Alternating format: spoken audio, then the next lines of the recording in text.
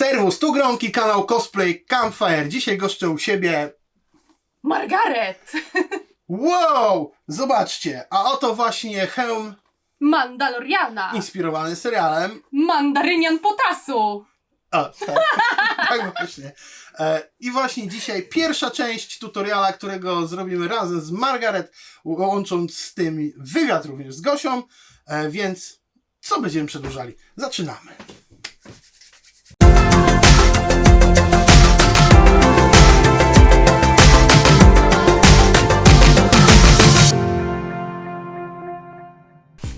Cześć, ja nazywam się Margaret, a dzisiaj przyszłam właśnie do Gronkiego z kanału Cosplay Campfire, żebyśmy porobili rzeczy ze Star Warsów, a mianowicie hełm Mandaloriana. I właśnie czekam tutaj na Gronkiego, aż przyniesie odpowiednie paterny. Halo, i halo, będziemy... dzień dobry, witam serdecznie, Czołem, tu Gronki z kanału Cosplay Campfire. Jak już widzicie, prawie kanał został zawłaszczony przez Margaret, którą witam serdecznie tutaj w Cosplay Campfire.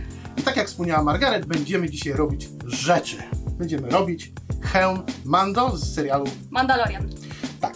I otóż na te potrzeby otrzymaliśmy prosto z gorącej Ameryki paterny od Pineshot Propsa, które oczywiście możecie ściągnąć sobie z jego strony. Będą one też załączone tu na dole. I co? Wycinamy. Właśnie, bo o co chodzi w tym filmie? Chodzi o to, żebyście zobaczyli, jak od początku do końca, od paterny, poprzez wycinanie, szlifowanie, wszystkiego robienie, do malowania robi się rzecz z pianki. Jeśli chodzi o samo wycinanie, to będziemy potrzebowali oprócz samych patternów rzeczy, które leżą przed nami na stole. A są to takie ciekawostki, tak ciężkie do nabycia rzeczy, tak skomplikowane narzędzia, że Trzeba je sprowadzać z zagranicy. Nie Tak. da rady inaczej. niestety się nie da. A tutaj Gosia zrobi prezentację tych rzeczy. Otóż, no więc co potrzebujemy, żeby wyciąć te paterny? Przede wszystkim potrzebujemy kawałek papieru z paternem. Wow, tutaj akurat nikogo nie zaskoczę. I nożyczki, na przykład takie, więc to jest bardzo w ogóle rzadki element do dostania, więc tutaj naprawdę trzeba się na dość spore koszta nastawić. Oraz oczywiście metalowe linijki, bo jakże to by było inaczej, gdyby nie wycinać równo od linijeczki. Tak, będziemy też używali bardzo niszczycielskiego narzędzia. Demonicznego. Wręcz demonicznego, plus 50 do demonizmu i 150 obrażeń. Jest to tak zwany nożyk modelarski, Skalpel modelarski, tak jest. który widzicie też tutaj. Tutaj Margaret przyniosła bardziej skomplikowaną wersję, plus 300 do obrażeń, ma taką. Tak. Więc tak, który będzie pewnie używać. Ja natomiast mam większe nożyczki. No i słuchajcie, magia czasu, magia ekranu zadziałała. Jak widzicie, mamy pięknie powycinane, przyznam się, że przez Gosię. Ja tylko zabierałem śmieci. Także macie tutaj pięknie podzielone. Teraz bardzo ważna rzecz. Jak będziecie wycinali te paterny, nie wycinajcie ich taką na jedną kubkę, bo okazuje się, że mają zdublowane liternictwo, rzeczy, które do siebie przylegają. Tak, więc ogólnie na takim paternie jest też po prostu alfabet od tam A, B, C, D i na drugim jakby też się ten alfabet po prostu powiela, więc żeby nie pomylić elementów, do których kleić, to lepiej sobie to po prostu jakby, to jest nasza ściąga, więc to sobie zostawiamy i będziemy na to patrzeć, żeby to dobrze po prostu posklejać. I jeszcze jest bardzo ważna rzecz. L nie oznaczy large, prawda Gosiu? Tak, już się dowiedziałam. Oznacza to, że jest to lewa strona, ponieważ każdy z tych elementów będziemy z pianki wycinali podwójnie. A jeśli mowa o piance, to po piankę trzeba się przejść. Zatem znowu trochę magii. Mamy już piankę, jak widzicie. Używamy do tego pianki Eva 10 mm, bo tak jest właśnie opisane tutaj na wykrojach. I teraz właśnie Margaret pokaże tajemną sztukę odrysowywania właśnie tego wykroju na piance Eva. A jeszcze tylko technicznych wiadomości, pianka Eva ma gęstość 90 i twardość 60, więc jest średnią pianką, a wy zobaczcie właśnie, jak to robi Margaret, oczywiście w przyspieszonym tempie.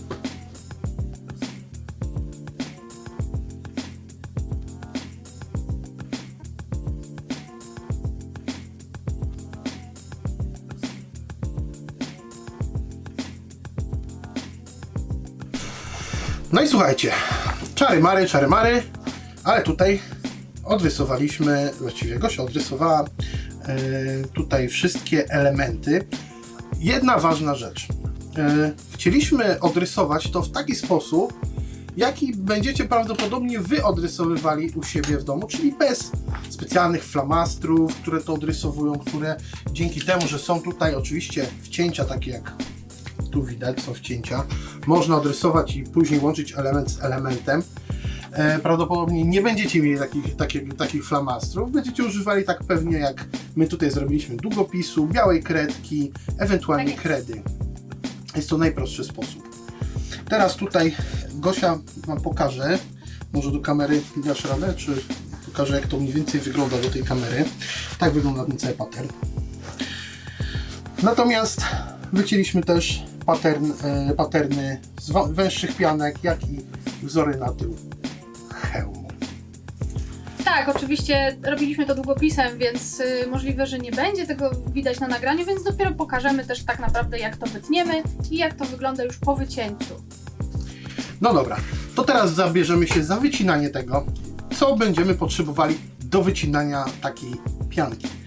Będziemy potrzebowali oczywiście ostrego narzędzia, tak jak tutaj Gosia pokazuje, ale będziemy też potrzebowali noży technicznych, przede wszystkim cholernie mocno naostrzonych. Tak jest.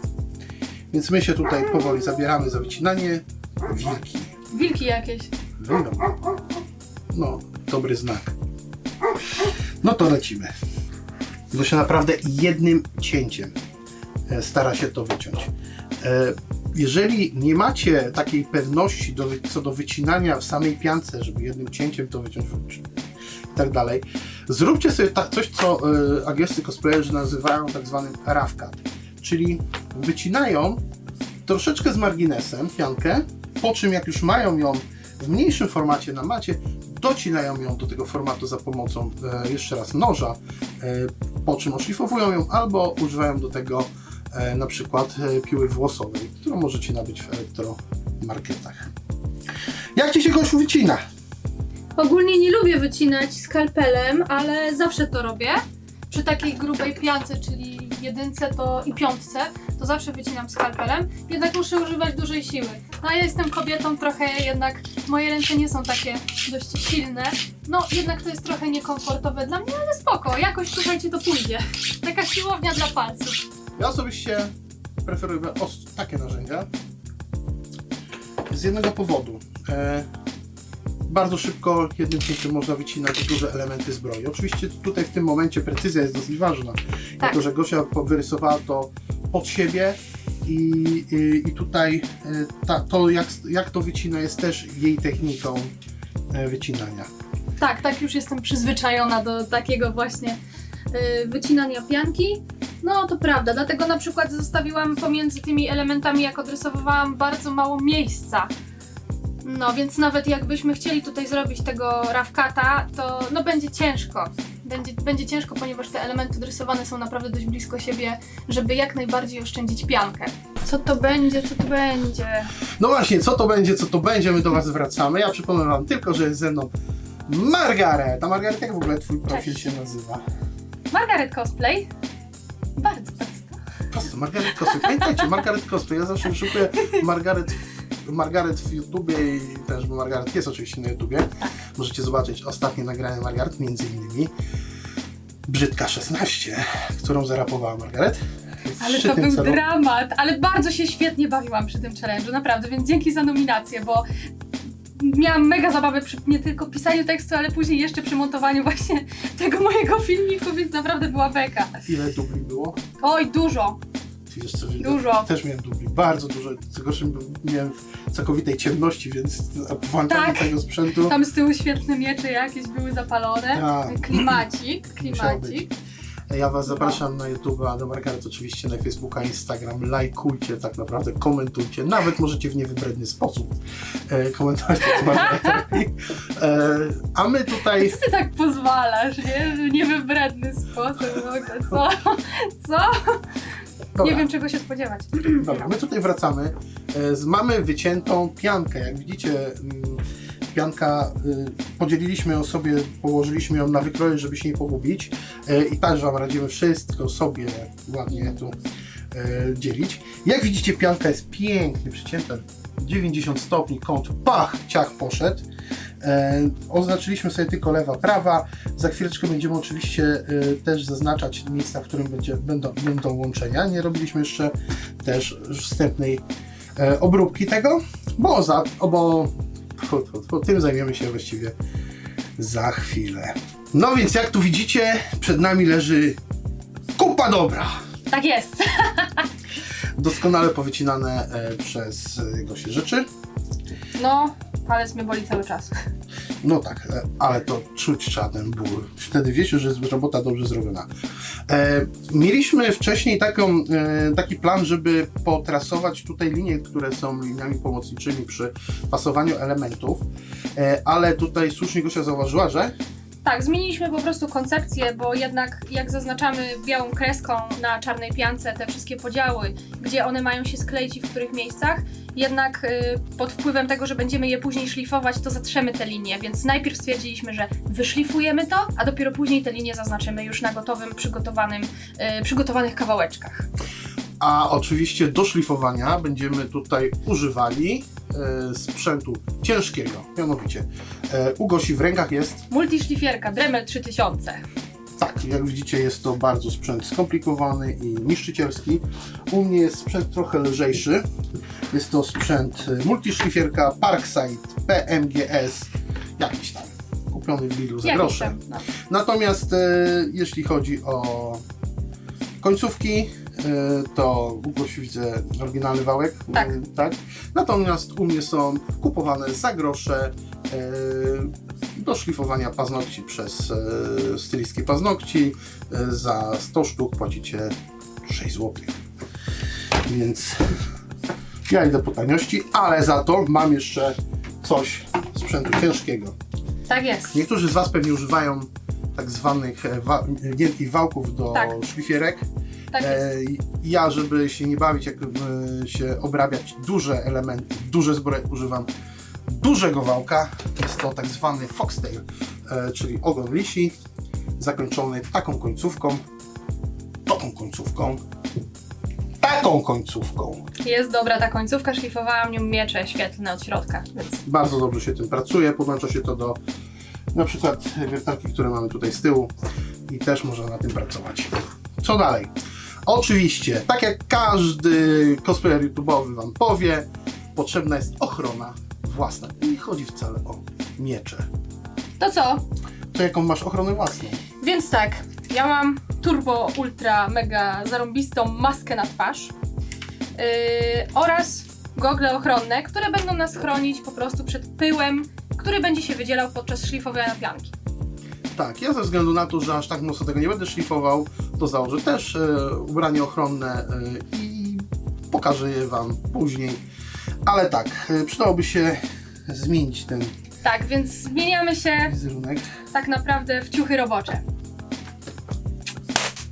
No jesteśmy. Tak, słuchajcie, to nie są nagrania próbne do Mortal Kombat, to jednak będziemy tutaj szlifowali cosplaye. I tak, właśnie używając swojego Dremela Mega Hyper Hardcore 3000, Gosia właśnie Wam pokaże, w jaki sposób, tutaj dzwonię, w jaki sposób wstępne oszlifowanie zrobić. Będzie głośno, także pewnie puścimy sobie w tę muzykę i pokażę też Wam, jak zrobić kąty przy elementach, które wymagają tutaj w kasku odpowiedniego kąta, żeby je zagiąć. Później zabierzemy się za formowanie już i klejenie. A na razie oddaję głos i sprzęt Gosi. Ogólnie trzeba trzymać element dość stabilnie, żeby się nie zrobiły takie wgniecenia przy fale. Małgorzata mówi, że trzeba trzymać stabilnie, żeby nie zrobiły się wgniecenia i fale.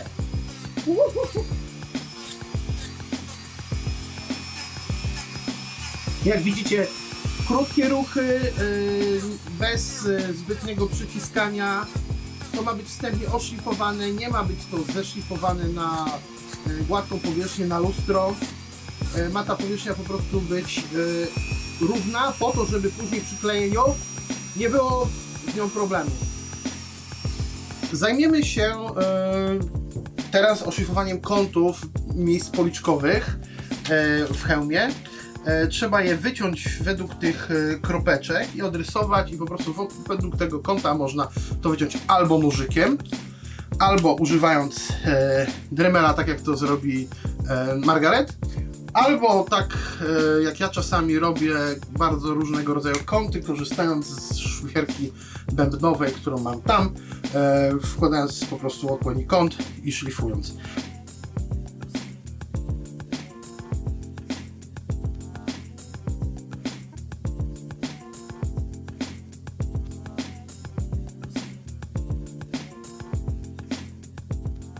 Kolejny wielki bałagan, który tu powstał, jest zasługą Margaret.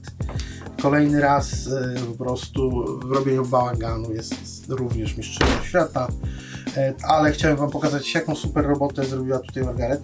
Otóż części policzkowe to mają być pod 40 stopni, one są pięknie zrobione. Ja pokażę wam tu, pokażę wam też tam, zrobimy później zbliżenie z 4K. I teraz pytanie, jak ci się oddycha? Nienawidzę szlifować. Fajnie, masz czarny wzór taki. Tak, też. O, nawet widzę, faktycznie mam i będę miała na pewno jeszcze przez kilka minut na nagraniu paski po prostu, które odgniotą mi się właśnie od gogli i od maski, więc na pewno będę śmiesznie wyglądać. I jeszcze ten ślad taki jak u kominiarza, który jest Barwy wojenne, ja już mam battle damage. Tak. Natomiast tak, teraz będziemy sobie to troszeczkę trasowali, czyli zrobimy sobie te oznaczenia, które elementy mają być.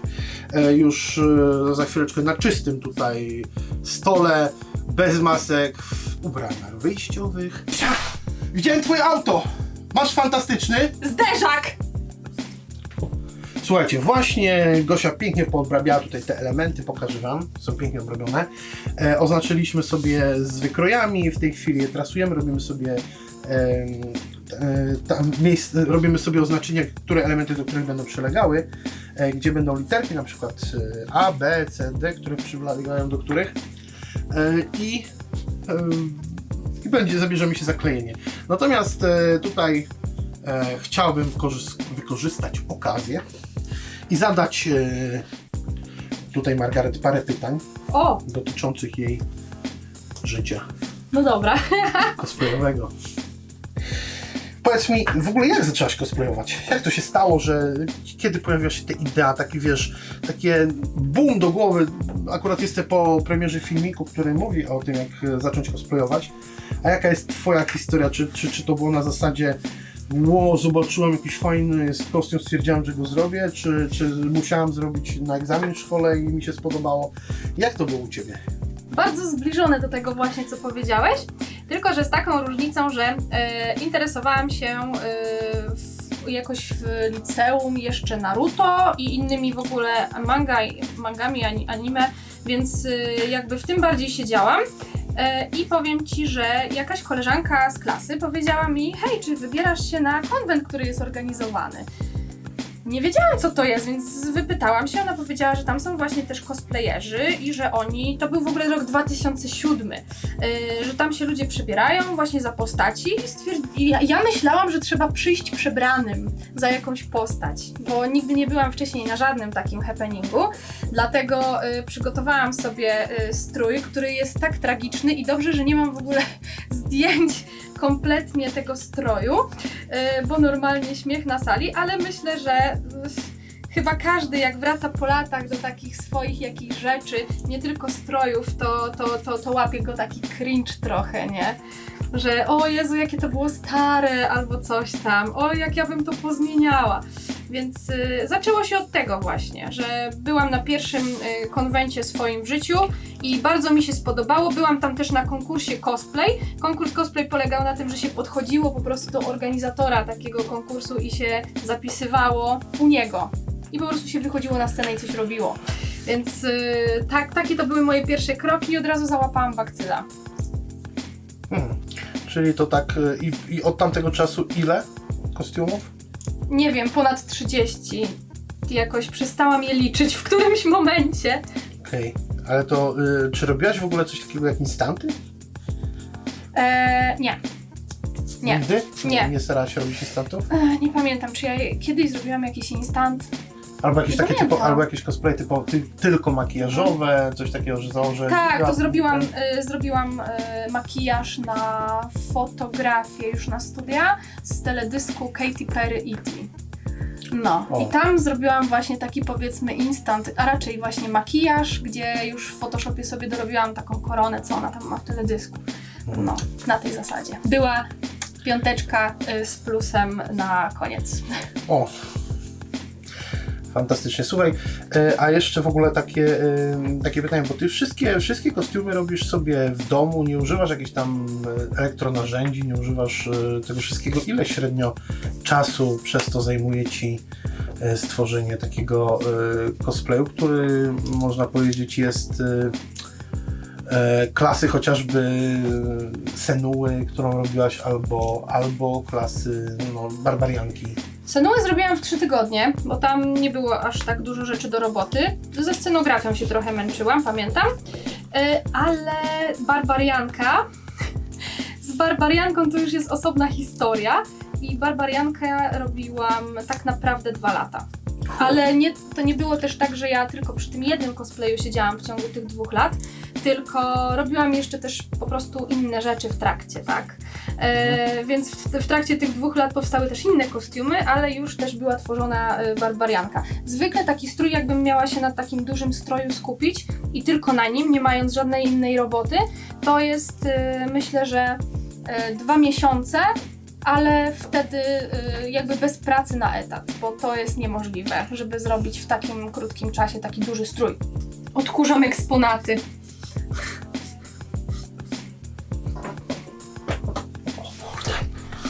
Patrzcie na to! Wow! Dobra! To pięknie wygląda. Widzicie? Fajnie to wygląda. Mamy potarsowane, wiadomo co jest L, co jest R i teraz będziemy się zajmowali naraz klejeniem tego i Wyginaniem. wyginaniem na Gorąco. gorąco za pomocą takiego oto sprzętu albo takiego oto sprzętu. Też się pochwalę, nie mam. Będziemy się zajmowali wyginaniem tego i składaniem już głównej skorupy tego kasku. Więc zaczynamy Zaczynamy. i patrzcie, podziwiajcie i naśladujcie. Użyjemy do klejenia tego wszystkiego, kleju kontaktowego marki, której niestety nie mogę wam podać, ale wszyscy wiedzą jakie to kolory. Użyjemy do tego pędzli, zarówno pędzla takiego, jak i pędzla takiego. Przygotowany gdzieś oczywiście miejcie rozpuszczalnik albo uniwersalny, albo ksenonowy do tego kleju. Tak samo pamiętajcie, że sam ten klej jest rozpuszczalnikiem dla samego siebie, więc jak coś wam zasycha, wystarczy, że użycie to z powrotem tego kleju, to się rozpuści i tak dalej. I pamiętajcie też, że można założyć przy tym kleju rękawiczki. Tak, i rękawiczki, i bardzo często, jeżeli pracujecie w pomieszczeniach zamkniętych, tak jak wasze mieszkania, używajcie masek, respiratorów, które też się używa na przykład do tutaj do robienia, które mają filtry organiczne. To jest ważne, żeby był filtr organiczny, nie filtr cząstek dużych, dlatego że one wtedy filtrują te kleje. My tutaj możemy używać w ogóle tego kleju bez maski, bo mamy bardzo dobrą przestrzeń tutaj wentylowaną, więc mechaniczną. naprawdę jest ok. No i jeśli chodzi o rękawiczki, to ja na przykład nie używam, bo po prostu ograniczają mi ruchy i nie potrzebuję po prostu. Ja ich nie używam, dlatego że wyglądam ich jak bandyta albo jak sprzedawca kebabu, więc tutaj będziemy używali normalnie swoich dłoni. Będziemy używali też pędzli, jednego długiego, miękkiego do rozprowadzenia No, ja mam takiego szczeciniaka i to będzie mocno. też Szczecin. Klej kontaktowy, co to jest klej kontaktowy, to pewnie dowiedzieliście się z różnych innych filmików na YouTubie, kiedyś prowadzimy też również taki film, natomiast jest to klej, który smaruje się obie powierzchnie, czeka się odpowiedni czas, około 15 minut i ten klej po wyschnięciu, po zrobieniu warstwy tak zwanej matowej jest gotowy do łączenia siebie. Łączy automatycznie, nie rozkleisz go chyba że na siłę, ewentualnie używając rozklejacza do takiego kleju. Klej występuje w dwóch formach. Występuje w formie ciekłej, płynnej, tak jak tutaj mamy na przykład, ale też występuje w formie żelu, który możecie nabyć w tubkach. Ten, który jest w żelu, charakteryzuje się tym, że schnie dłużej, później ostatecznie schnie dłużej, czyli po sklejeniu już te elementy muszą jeszcze dobę przeschnąć, natomiast ten szybciej, ale też słabiej trochę trzyma. Nagadałem się. Tak, zaczynamy. Zaczynamy. I co robimy? Bierzemy troszeczkę kleju, delikatnie, żeby nam nie kapało. Smarujemy na jednej części C, smarujemy na drugiej części C. Nie za dużo, nie za mało. I czekamy. I w ten sposób będziemy kleili wszystkie tutaj elementy. Używając oczywiście magii. Magii montażu! Sobie tutaj kleimy, lecimy, ale tutaj mam do Ciebie kolejne pytanie od ludzi. Wow, od ludzi, wszystkich w ogóle. Już myślałam, że ci za dużo kleju tam poleciało i zakleiło nam cały hełm. Słuchaj, generalnie mówią, że cosplayerzy, niektórzy cosplayerzy, zwłaszcza ci, którzy no tak mają gdzieś tam te sukcesy, w ogóle są osobami, które są bardzo takie, można powiedzieć, precyzyjne i bardzo wymagające w stosunku do siebie. Powiedz mi, jak to jest z Tobą, jeżeli jesteś taką osobą, która jest taka w tym, co robi, to musi być wszystko takie mega pedantyczne, czy pozwalasz sobie też na taką odrobinę freestylu, luzu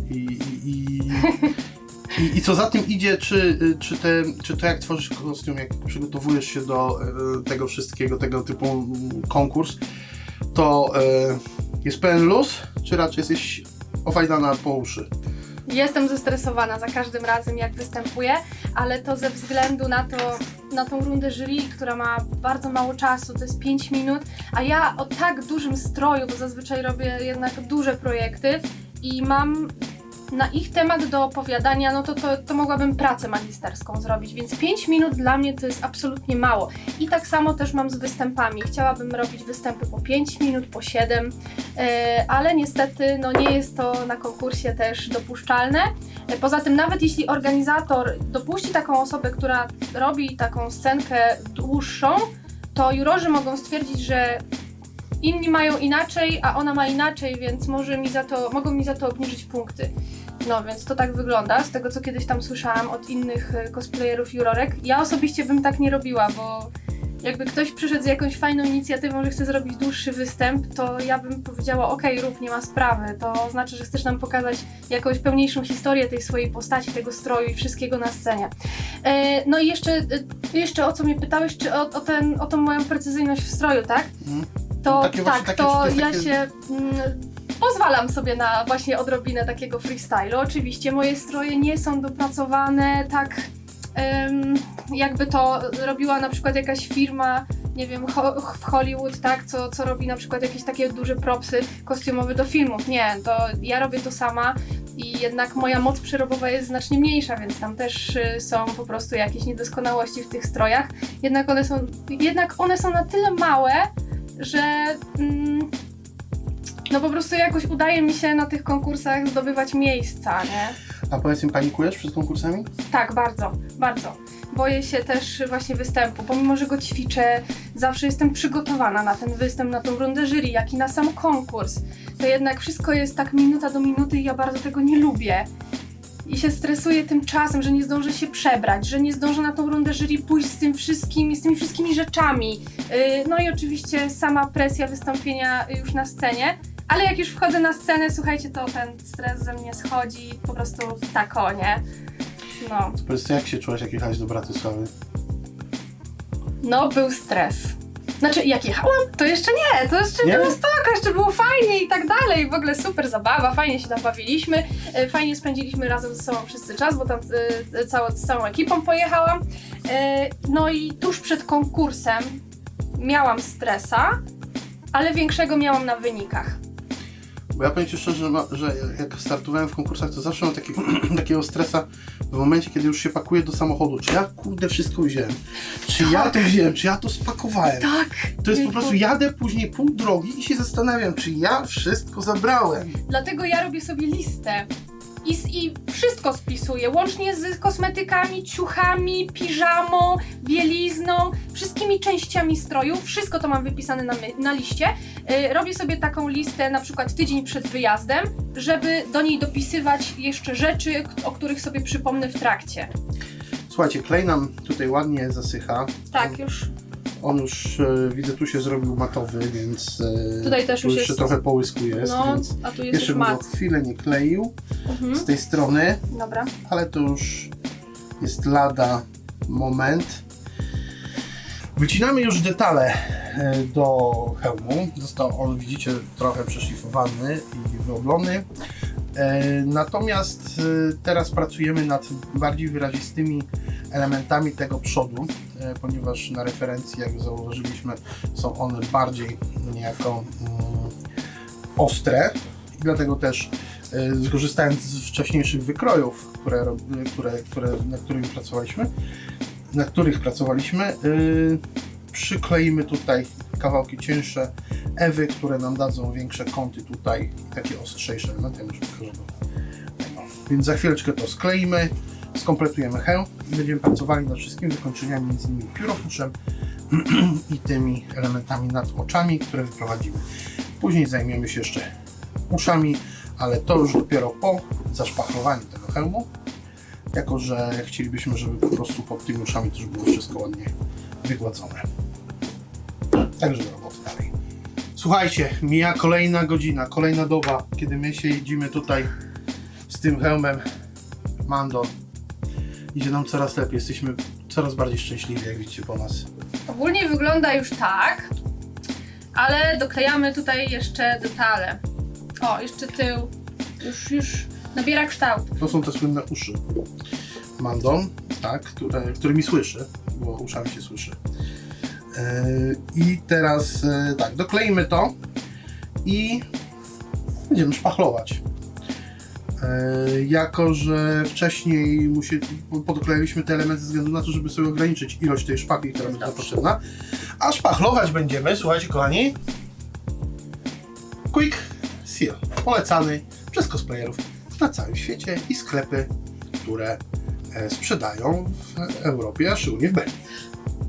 A ja nigdy go nie używałam, Tak. więc to będzie też mój debiut i no chcę zobaczyć, jestem bardzo ciekawa jak to wyjdzie.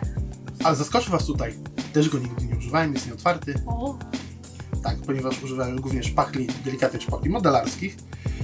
Ale polecił mi tutaj ten Quick Seal kolega Daniel od Ośmiornic, więc myślę, że wie co mówi, jest propmakerem bardzo dobry, prawda?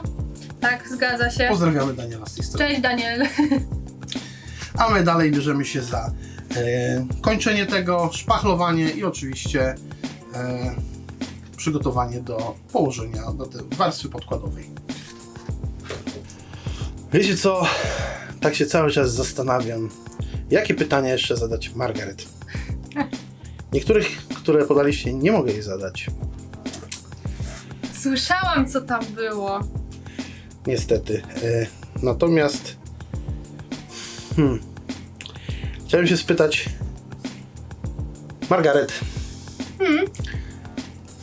co było trudniejsze w zrobieniu ostatniego twojego show? Sam cosplay, barbarianki czy scenografia? Bo bardzo dużo inwestujesz w ogóle w scenografię, a ta scenografia, która była przynajmniej już na Bratysławie, było 2 smoki. Co było trudniejsze? Sam kostium barbarianki? Bo oczywiście cały czas myślę, że kostium, bo te dready to były w ogóle jakaś jazda, ale jak ty to widzisz? Wiesz co, faktycznie masz rację, że scenografia była trudniejsza do zrobienia niż sam kostium.